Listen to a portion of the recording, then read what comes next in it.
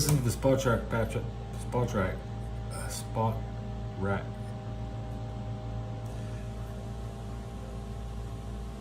Fucking window's so noisy.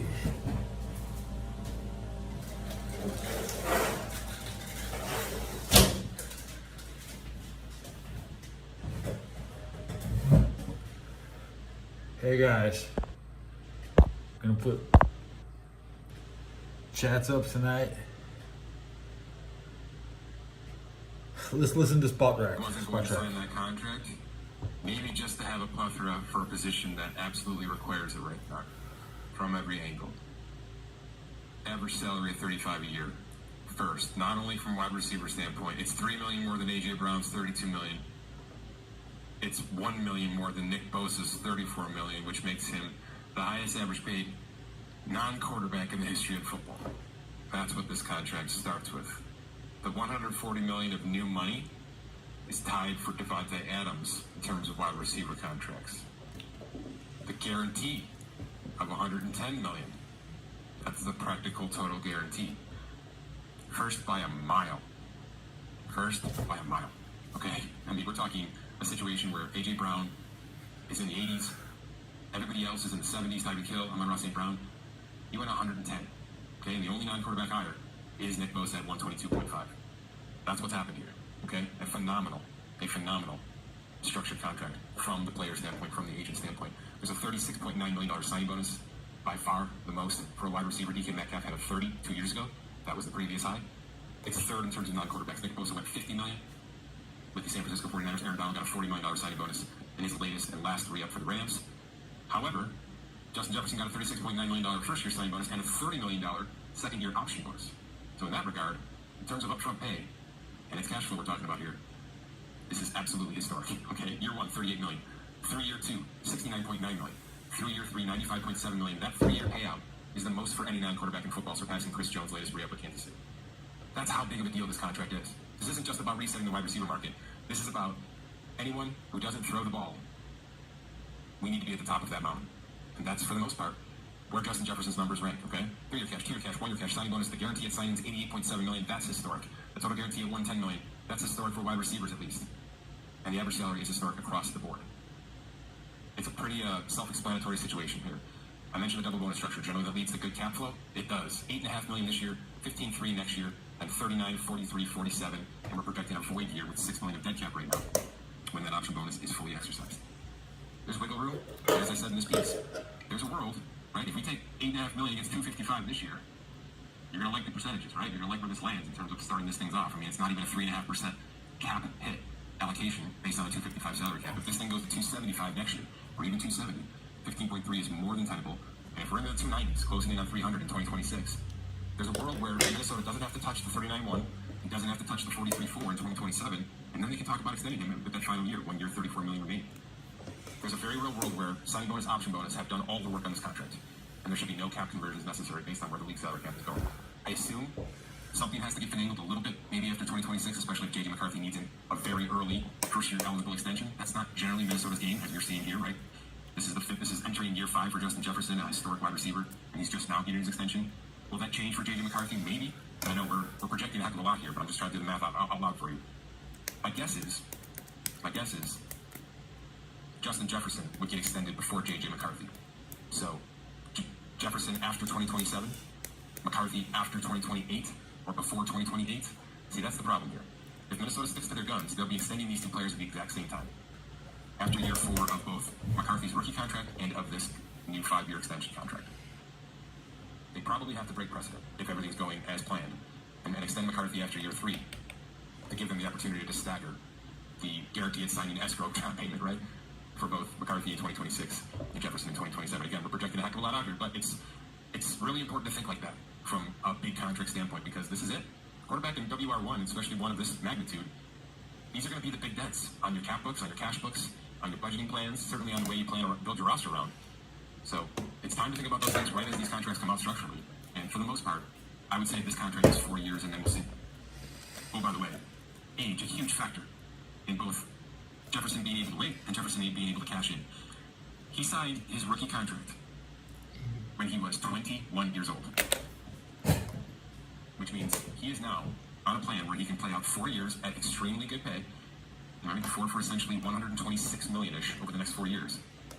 And he will be entering his age 29 season looking for his third contract. It's a pretty darn good place to be, especially when the quarterback should be on a new extension at age 24 behind him. It's very good. All right, those are good numbers in terms of where things are happening in Minnesota. If McCarthy can play, Jefferson can stay healthy, and this team can stay competitive in a division that is certainly getting better around them. But Minnesota should be. It's Wednesday morning. This year with some growing pains and a lot of new, but with this guy in tow and with some defensive players kind of growing into the system, I expect them to be competitive, and McCarthy's going to be a big part of it.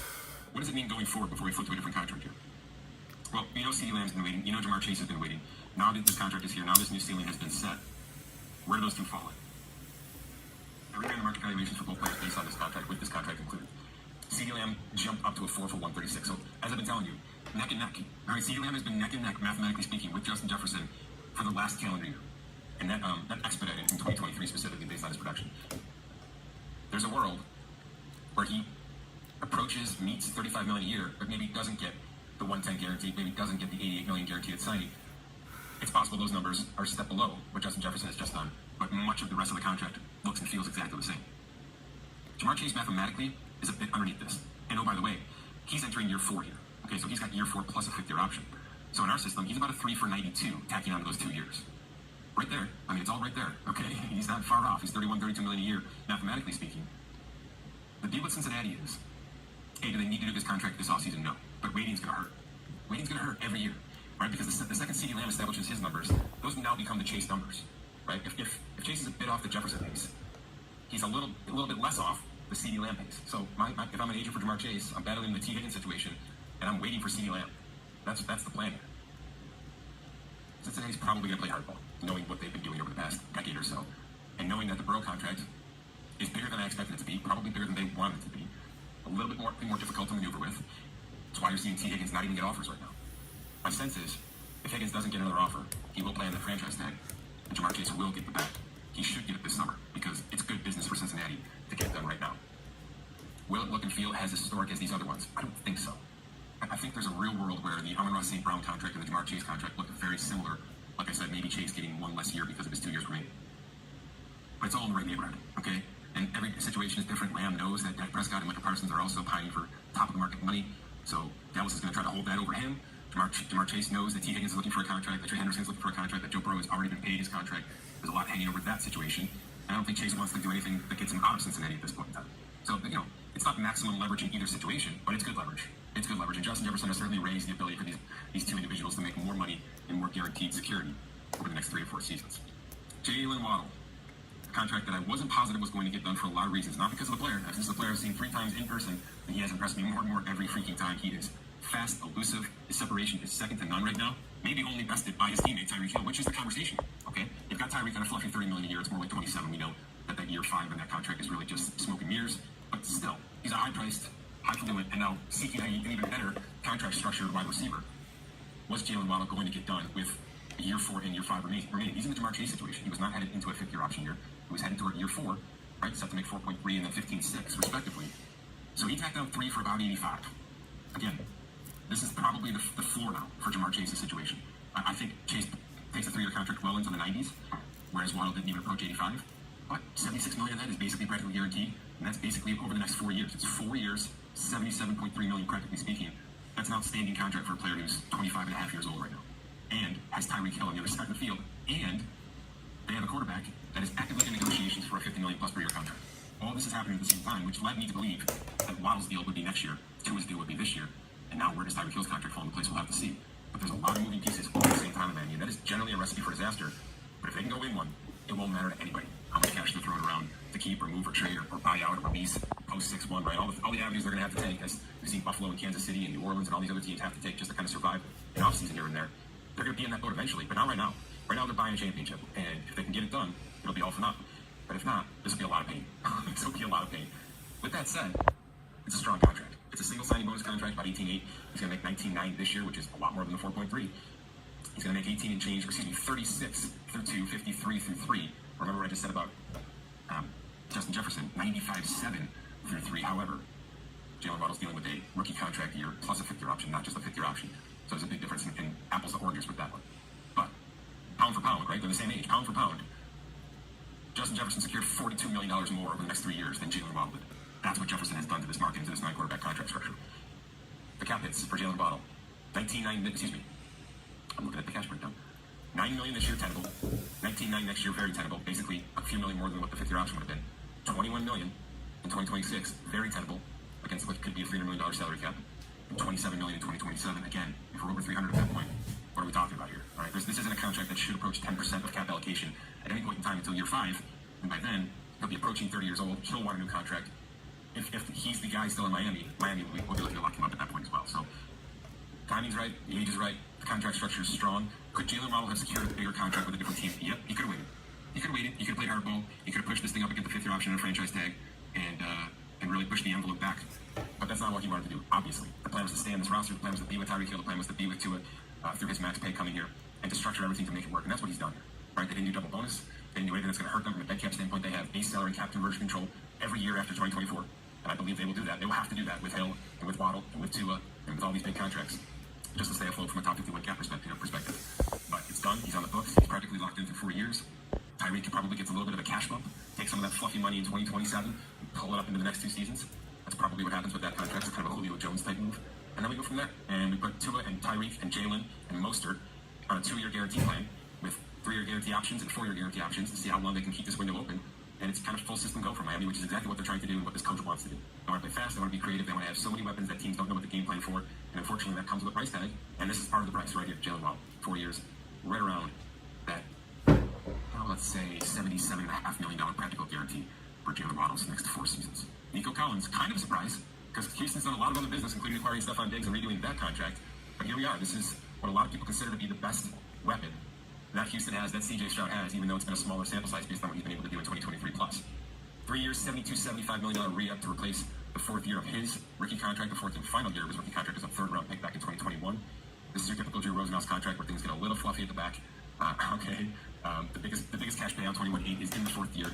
Everything else is kind of in line, right? He gets a nice boost this year. He was set to earn $3.1 million. He's now going to get $19.2 million in 2024. So it's a big-time pay raise for a barely 25-year-old wide receiver that really kind of stepped to the forefront in Houston last season. Anyone with a fantasy pulse kind of knows what Nico Collins did last year and when he was injured, how important and valuable he appears to be to this offense. It's a 3-year, $54 million practical guarantee through 2026. He'll be 27 at that point. If he's still at WR1, even WR1B type player, they're going to have to go way bigger this next time around, all right? Because $52 million practical guarantee, $24.5 million per year. We're going to have wide receivers upwards of 38, 39 per year at that point in time. So he'll need to be into the 30s most likely at his age 27 point to re-up to a new contract. But for now, this is a hell of a bridge. Let's put it that way. It's a hell of a bridge extension for 3 years for a player out of the 3rd round that didn't have a pulse really 2.5 years ago in this league, and now can be considered maybe the best option in Houston going forward. So super strong stuff. Cap hit-wise, 6.6 this year. That's nice. 18.3 next year is fine. 24.8 in 2026 should be excellent against the projected salary cap. There's plenty of ways to tinker with this. Like I said, there's big base salaries in 2025 and 2026 that can offer some cap conversion as needed. It's a single bonus structure, so the dead cap is light right now. Everything about it is flexible, and that's exactly what Houston's looking for right now, as they kind of throw baloney at a wall with CJ Stroud and hope to hit lightning in a bottle. That's what you're looking for. You're looking for that Russell Wilson Seattle Seahawks situation where you can get them now before you got to owe CJ Stroud $60-65 million a year in 2.5 seasons here, which is coming. It's definitely coming. We can kind of smell that on his stench right now. But it's a fun time to be following Houston, because they are really adding at will and internalizing at will. And this is maybe the latest example of them saying, we really like what's going on here, and we don't just want to be in a 1-year plan anymore. That's what this front office has been dealing with, is so many 1-year contracts, or 1-year contracts plus an option, comp draft pick collecting, draft asset collecting via trades. Now they've acquired Joe Mixon. Now they've extended Nico Collins. Now they've acquired Stephon Diggs and tinkered his contract and make it more friendly for the whole year. They've got 10 wide receivers, and I think 7 of them would stick on any roster through training camp in the next couple of months. All right? Dalton Schultz was a re-up that they really wanted to keep in tow, a transplant from Dallas that we know has enough talent to be a TD1 in this league. And the offensive line is where they started this whole process. They were acquiring and paying offensive linemen well before CJ Stroud was ever putting on this helmet. So they did it the right way. They did it via all channels, draft, trade, free agency. Yeah, of course. Yeah, Deshaun Watson had a good offensive line. Right? This is a team no that shit. Who they are and wants to capture this window for as long as possible. And for right now, the contracts are saying. Whoa, the subs went up. And then once we start talking about CJ Stroud's big contract and some of the cap hit things. Hey, look, Dory 1350. Good business, good drafting, good acquisition moves. We'll see if they pan out. The subs went up. Yeah. Three big wide receiver contracts. If you could kind of figure out what I was trying to say yesterday through all the skips and the pauses and the whatever audio BS we were having through that podcast, you can understand that Gabe Davis, Darnell Mooney, these guys are making $39 million over 3 years. I mean, that's not small money, right? The running backs and tight ends in that window are down to $2.5 to $5 million. That's where they're living. So the strength of the wide receiver is top, middle, and certainly bottom, right? We're seeing 8 to 9 drafted in the first 100 every single draft for the past 4 or 5. It's just not, we don't have this anywhere else. We don't have a position in any other sport that is this necessary, this demanded, and this rewarded at the same time. But it's all happening, okay? We need them all. We want the best. We'll pay the best. We'll pay the middle ones decent. We definitely want some rookies on rookie So contracts. you guys know. That's the best way for us all to operate. And if we can mix rookie contracts with a couple of middle contracts, One and spot a track. quarterback contract, that might be the actual recipe that we can stir up into a pie and win a Super Bowl with. And that's certainly what teams like Houston are trying to do right now. But we will 4 see views. who can kind of make this all work over the next season. 7th view, It's going man. the opposite direction, trying to really buy and sustain. 7th view. I got 7 people watching. All the weapons that they've had, the players that have grown in the Michael Daniels system. It feels very Kansas City to a certain degree, maybe more San Francisco where he came from, but it's not slowing down. Brandon Ayuk could be another contract extension candidate. The list continues to grow and grow. We've already had plenty of great contracts hit the books, 3 of which we were able to detail today. Appreciate you. Yeah, Brandon Ayuk is next man up. More insight into what happened, where we're headed. And now I'm switching to. I'm going to listen to some Winston Churchill. Before Scott, my name is Mike Giannetti. Thanks for listening to this edition of the Spot Track Podcast. Mike Giannetti.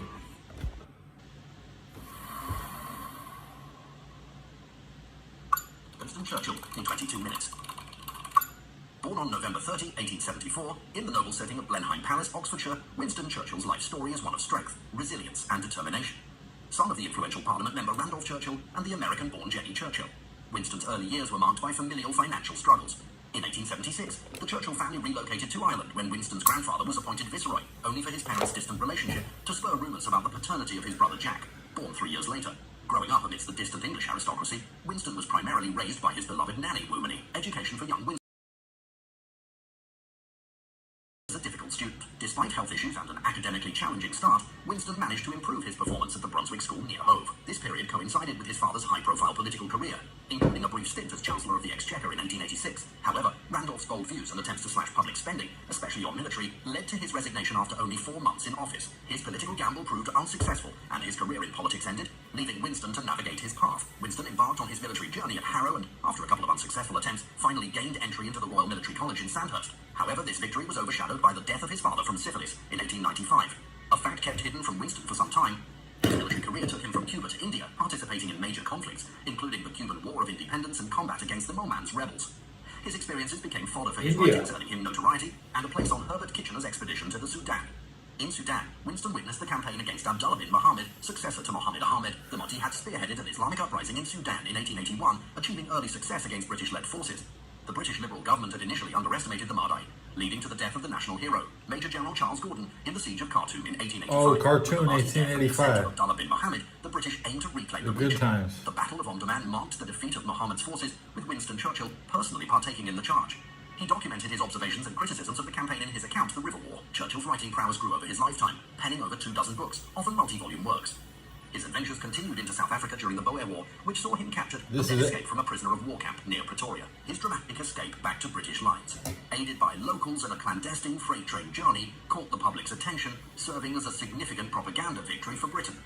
Winston Churchill's early life was thus marked by his unyielding spirit and audacity, characteristics that would serve him well in the years to come. Winston Churchill, fresh off the triumph of aiding in the relief of the besieged town of Ladysmith during the Boer War, returned to England, not as a soldier but with a political career in mind.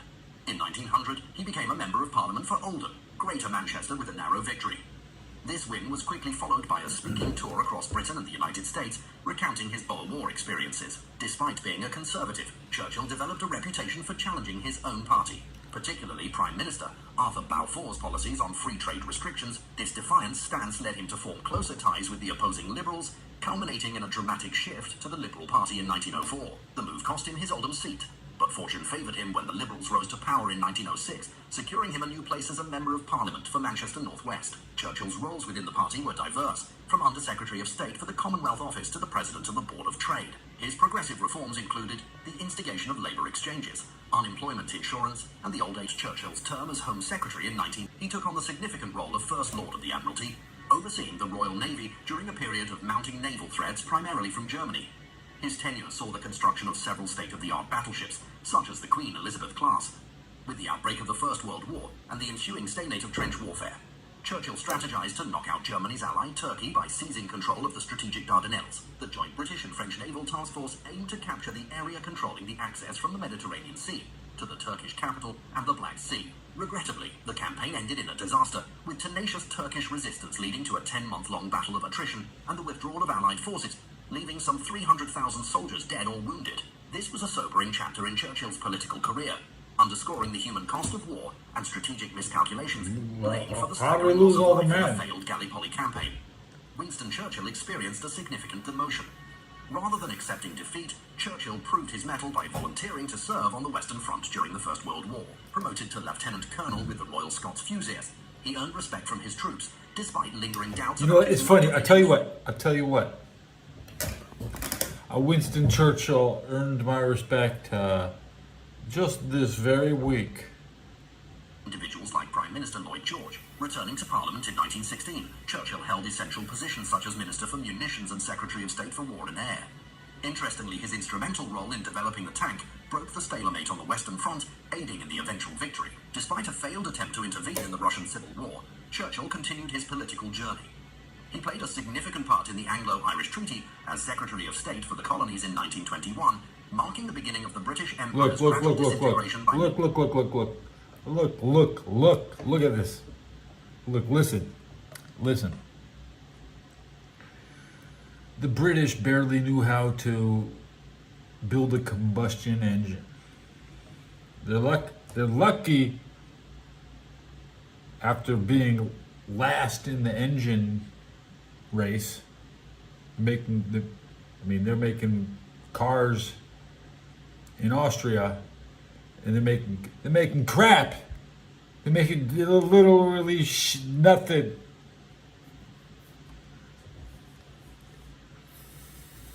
They're making milk trucks, fire trucks, fucking tractors.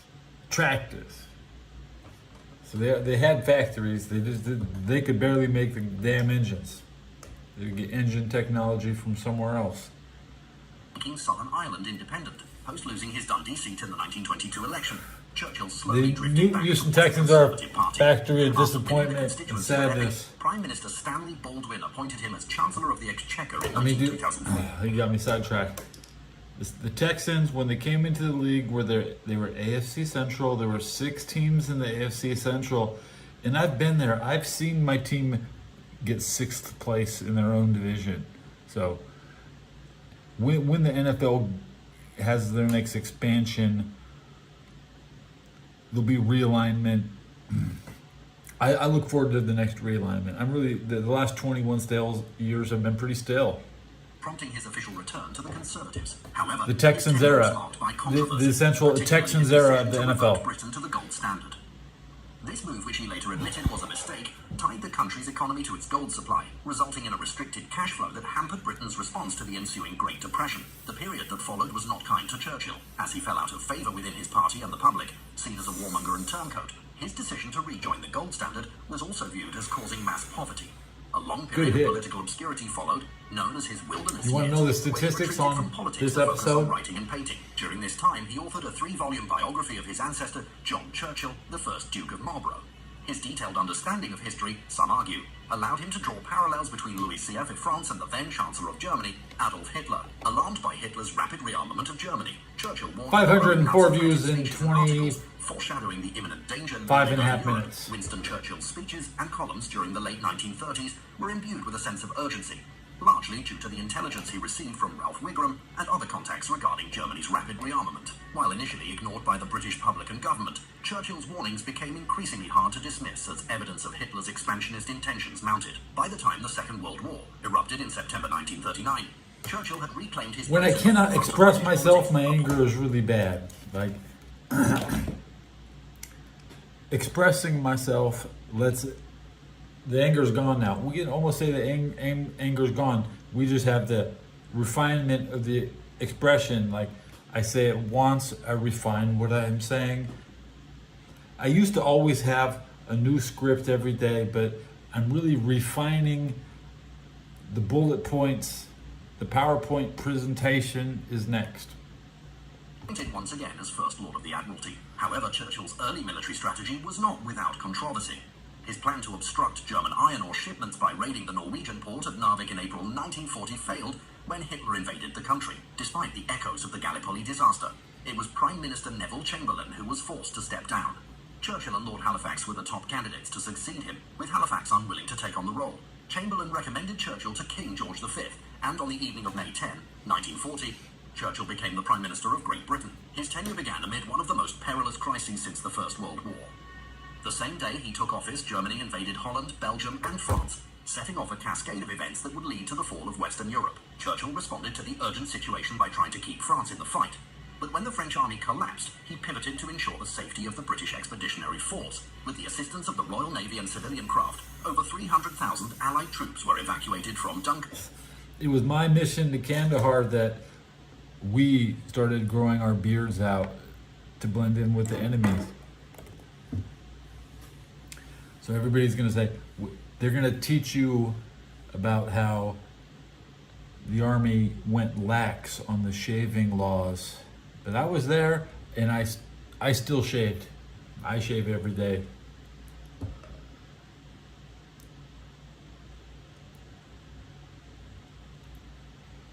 Lotion. Dallas is a Republican city, so that's all that matters. The invasion, people moving to Texas are potentially Democratic voters, but they could see an option, and they could vote Republican, and we have faith in. Biden's to shut the border. Asylum seeking office is for long distance. You know, you can still show up and walk across the border, but if you try to file online, nobody's gonna check. Okay, I believe that's what Biden means. We're not fast. There's no Disney fast pass travel to the front of the line. You can't walk in saying, I got the fast.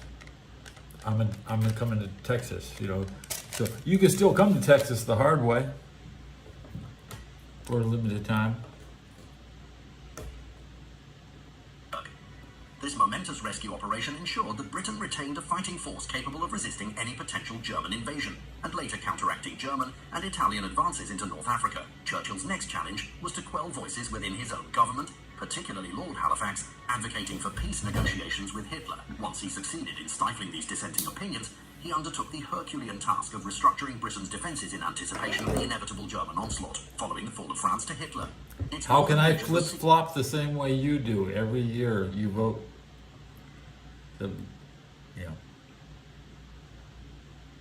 I'm not even a registered voter, so how could I flop? Like, only a voter can flip-flop. While the South, governed by Philippe Pétain and known as Vichy France, maintained some semblance of independence. Despite this dismemberment, France still possessed a powerful war fleet based in the North African colony of Algeria. Recognizing the risk of this fleet That's the way I am. German control, I'm like that Churchill one day, took and the decisive next action. day, He dispatched a I'm naval like- task force I'm into like the this. Mediterranean to neutralize the threat. Arriving off the Algerian coast on July 3, 1940, the British Hey, I fleet don't care about demanded the yesterday, surrender of remember. the French battleships, met with yesterday's show doesn't matter. Don't put too much weight in it. I'm just come back every day, same message every day. Mahatma Gandhi, peace, same like MLK, like you're vastly outnumbered.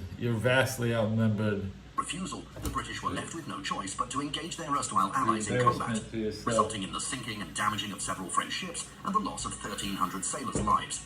Despite the perception of betrayal in France, Churchill deemed this action necessary to Dallas, the whole state might flip-flop, okay? But guess what? Dallas won't flop to Democrat, okay? You'll have a Democratic Houston, a Democratic Austin. They probably like that. Who cares? Who cares?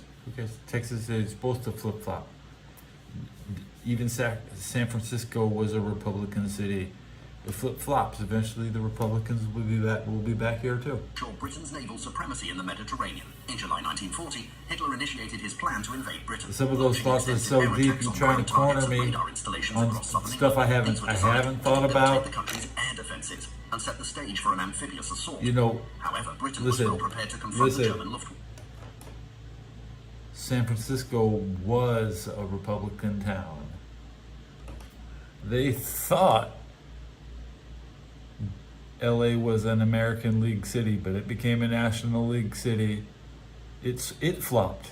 It switched. And really at the same time, San Francisco flipped, so. Having established the world's first air defense network, now known as the Dowding system, named after Hugh Dowding, the head of RAF Fighter Command. The Dowding system involved radar stations along the southern English coast, connected via landlines to Fighter Command headquarters in northwest. Oh no, it's true, it's damn true. It was evident when the Washington Redskins played in Pasadena for the Super Bowl. Everybody thought the American League Dolphins would be the most popular team in Pasadena. But guess who turned out to be the most popular team in Pasadena that day? The National League Redskins. And ever since then, it's been a National League city, so choke on that. The Royal Observer Corps. This system provided a real-time strategic overview of incoming enemy air activity, enabling the efficient dispatch of intercepted fighters. The Hawker Hurricane. I'll tell you something about Spain and France. They'd like to get California back, but they're never gonna touch it. That's what shutting down the border is for. It's keeping all you Spanish and all you French. You can go somewhere else. Were instrumental during this time, but the true savior of the Battle of Britain was the Dowding system. Without it, the RAF's defense of Britain's skies would have been left to chance patrols. Throughout the ensuing months, the RAF and the Luftwaffe clashed in the skies over Britain, leading to heavy casualties. The population explosion of Los Angeles, mysterious migrations. A lot from Palestine. Oh, hell yeah. A lot of people exiled from Palestine came to LA in 1972. That's right. And then Armenia. A lot of Armenians.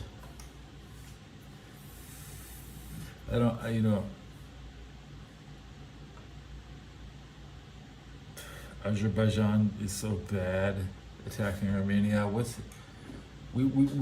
They're all trying to lure us in so we can be destroyed, okay?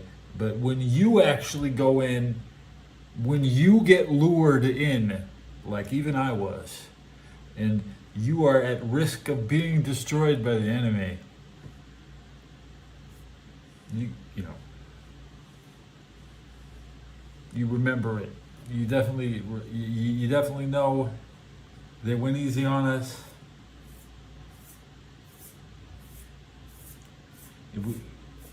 They didn't have 10 years to prepare. Maybe they were prepared. It's a scary situation. You didn't know what to expect. Try not to be your own worst enemy. Try not to embarrass the nation.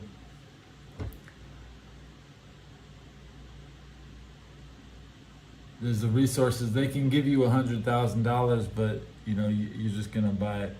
They don't have 100,000 crack rocks ready for you, so they only give you $10 because there's only $10 of crack down the street.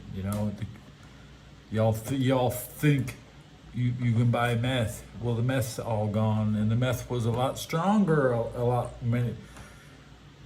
would I want to fuck with some weak ass shit? I don't know what it is, man. I do not. But anyways, yeah, they can only give you so much money because they don't want you to buy shit and send it back to Serbia. So I'm even thankful that Serbia is gonna check your ass for what's in your pockets. Don't be smuggling shit out of Europe, bitch. That's right. Y'all unemployed motherfuckers think driving a truck and moving shit is your God-given right. It's not. Shit belongs where it is. Leave shit where it is.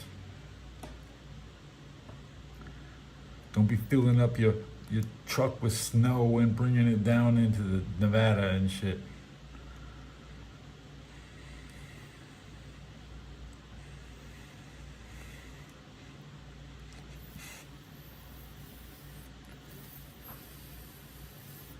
I get sidetracked. One bullet point is enough. I don't have to say 30 different things. I only have to have one. You're not my doctor. I'm not going to convince you. I'm convinced of what I need to say. I don't need to say much because I didn't. There's only so much I know. I don't think about Texas politics really that much. I'm an unregistered voter. I don't think I do know what's going on here in San Francisco. We Democrats, and the thing is, I'm a Democrat. So what are you gonna fucking do about it? Maybe I will vote if Joe Biden isn't running, then maybe I will vote for Kamala Harris. I like Kamala Harris. I would love to vote for Kamala Harris. What are you gonna do? I'm not even a registered voter. What do you fucking care? Think I'm gonna change the elect? God, grow up. I talk about Montenegro. My show is about Montenegro. Okay? I don't care about what the stupid shit you watch. Okay? Don't be trying to smuggle shit. You see the red thing? You don't take shit in or out. Okay? You come and visit.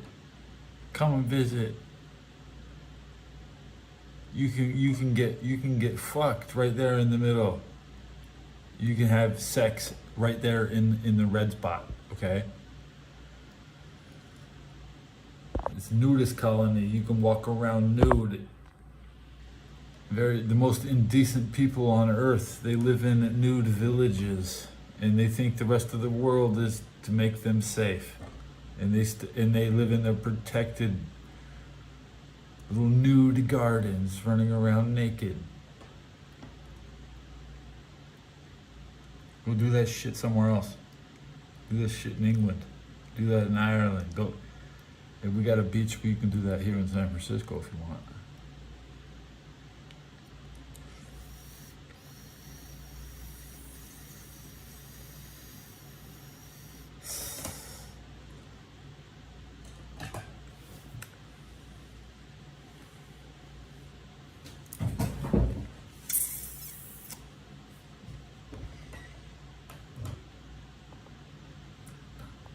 I know politics is rigged. That's why I'm an unregistered voter. I don't care. I don't give a shit. You know what? I don't give a shit. My president tells me what to do and what to think. All right? He'll tell you too. So shut up. You think what the president and you do what the president says. Okay? And everybody. I don't care if it's Trump or if it's Biden. I like both. They're both the greatest guys on earth. Living legends. They're gonna go to heaven, and everybody's gonna you couldn't be a bigger draw. Like, okay, Biden I didn't really care about him. I mean, so it's hard to not know who Senator Biden was.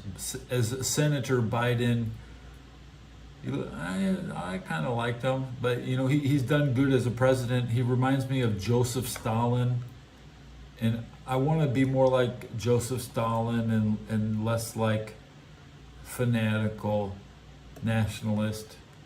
That's really just the fanatic nationalist. Everybody calls him something differently.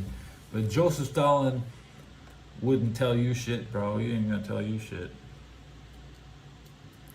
Now, I'd like to tell you with a strategy. I'd like to tell you that I'm telling you ain't even worth it, man.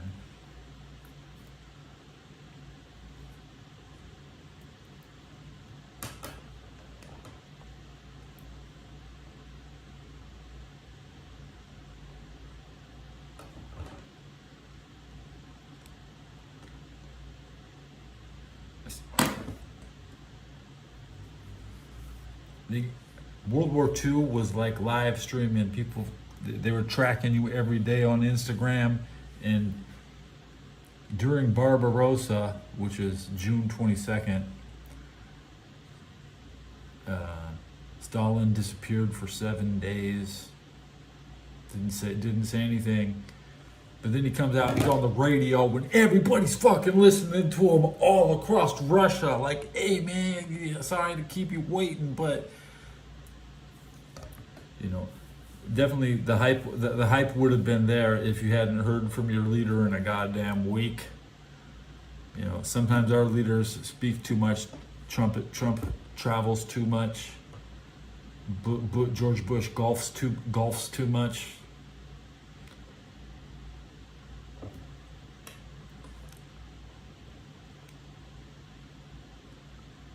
You don't have to do anything. You should be more like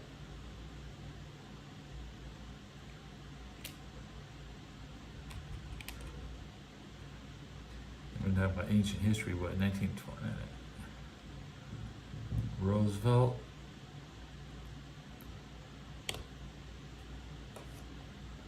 You can't be Teddy. They want to be. They want to be Teddy, man. Teddy Roosevelt, the Rough Rider.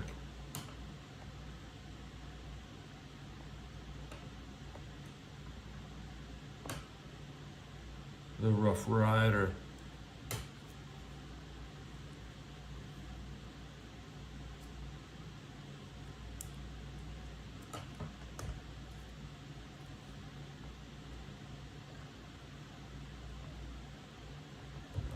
Oh, but that other guy, man, Taft was.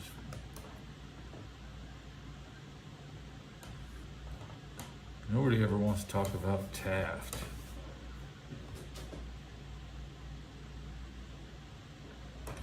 Okay, Teddy Roosevelt died in 1919. On the 6th day of January 19. So very early. So we lost a great man, the greatest man. He was lucky he died. He was 60. He died at 60 and 3 months. So he was exactly where he was in the universe when he left it. He came in on his sign and died on his sign.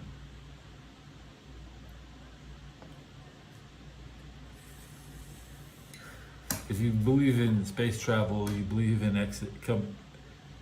leaving Earth when you came, which is 60 years after, 120 years after, you'll be lost, or you'll have the distance will be too long to travel.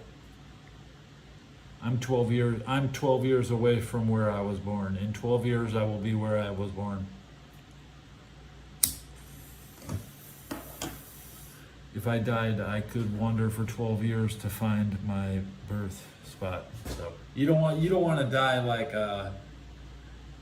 too far away. It's all about the zodiac. I've covered the zodiac on my channel. There's zodiac crap content. I mean, I dress up as a zodiac for Christmas, Halloween. At least I said those other two first. They're wholesome holidays.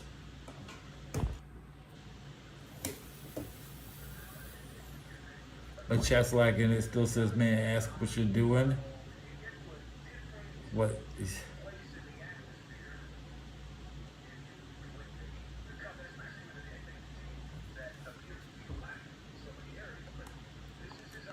The amount of travel in that Edmonton game requires the extra day's wait.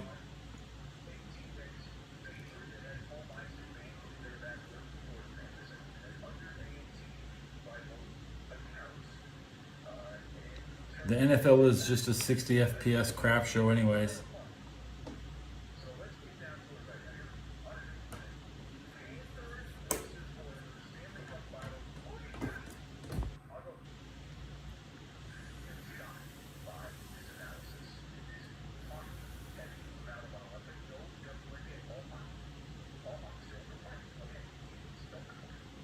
Yeah, the NFL, bro, that's just 60 frames, bro. It's kind of laggy looking. It's not. It's barely 1080p. I know what 1080p looks like. In the NFL, bro, that's some 720p interlaced shit, bro. I don't enjoy the quality of the image. All the stadiums need new equipment. They don't even need to think about the fans. The equipment is bad. The game doesn't look good. Now, Busch Stadium in St. Louis, the Busch that was just one of the best places to film I really like RFK Stadium, named after the president. Yeah. It was a good place to film. It looks nice. There were big circular arenas. The modern NFL is these little square rectangles. I don't really like it. Even the Coliseum at a Trojan game is still similar to the Rose Bowl, which is also a circular bowl. The bowl's so big and has so many seats that there's actually not that many. There's not that much grass. Like, the bowl has too many seats, so it takes away from where the game could actually be played. The Staples Arena is so tight. I do not like being inside Staples. That might be the worst experience out of everywhere I've ever been. I didn't like Staples. And the Great Western Forum, I've been there once, twice, maybe. But I think the Forum was a better place.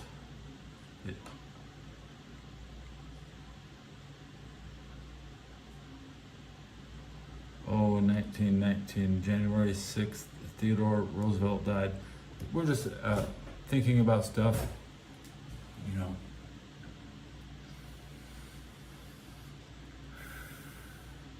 What's up with that Howard Taft guy? That guy was huge.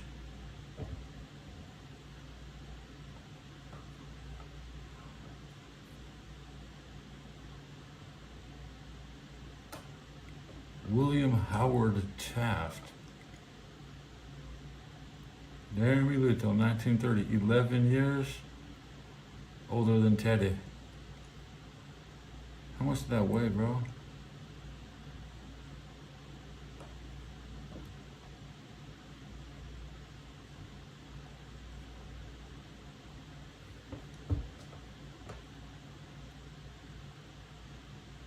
£325.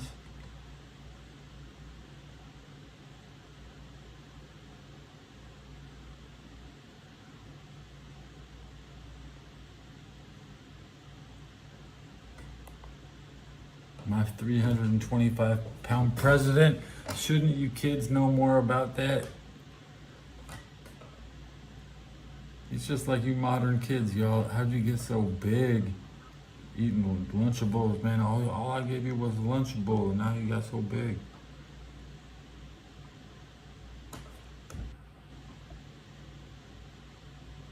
I'm gonna say 600 views in 50 minutes. Estimate.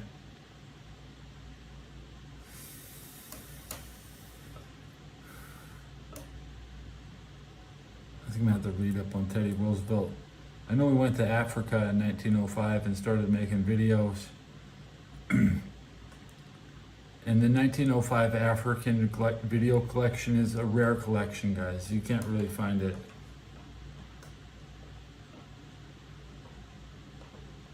I just casually talk about video collections I've seen that, you know, the average person just can't access.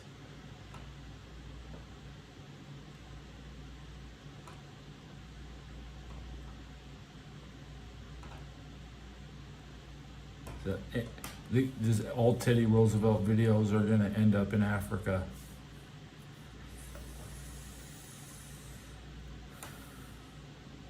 Gandhi went to Africa. I wish I went to Africa. I kind of got cheated in life. But we learned from the most important lessons is Gandhi's trip to Africa and Ethiopia.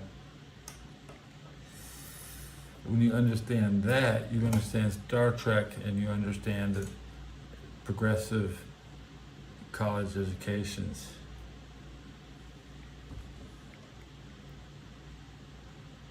Then you become treatment wise, and you can run the program like the Khan, Captain Kirk's nemesis, who is my role model. Now, remember, I got to work with Captain Kirk, and now I just act like Khan.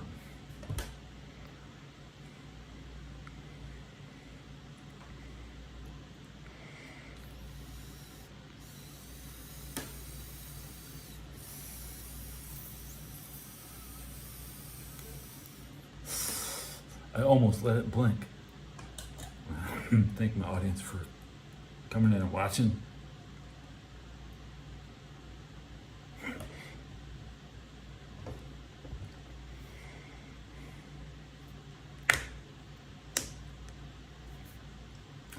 I'll see you when I'm back.